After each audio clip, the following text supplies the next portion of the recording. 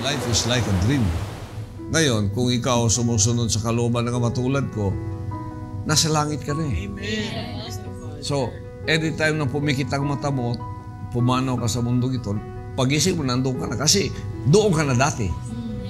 Pero itong nasa impyerno, itong nasa mga maluwang na daan, lumalakad silang saya-saya nila dito. Oh. Pag yan ay pumikit ang mata sa kamatayan, pag gano'n niya, tulad nasa impyerno siya. Kasi dati na siyang nandoon. It's just a matter of time.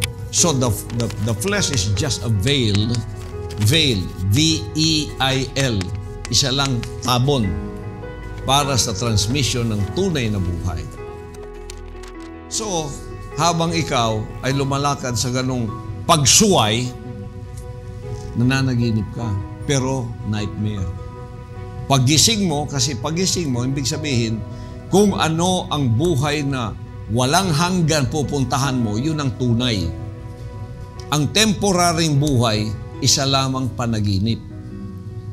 Ito, temporary tayo dito, di ba? So, nananaginip tayo ngayon. Anong panaginip ko? Lumalakad ako sa langit. Kasama ko ang Ama.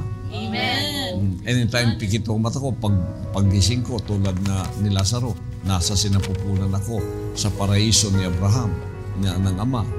O, ito namang nasa impyerno, saya-saya ng buhay ko noon nila dito. Pero, temporary lang din yun, mamamatay din sila.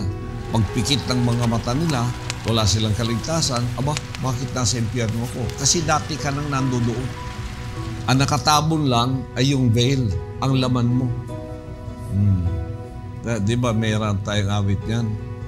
This house of flesh is but a prison, bars of bones, hold my soul. Veil lang ito.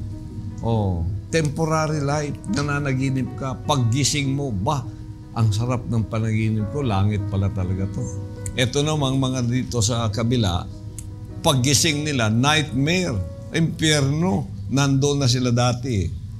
Oh, kaya pinapahalagahan nilang masyado ang buhay na ito kaysa buhay na pupuntahan ng kanilang kaluluwa. Nandoon ako, kaya nangangaral ako sa inyo.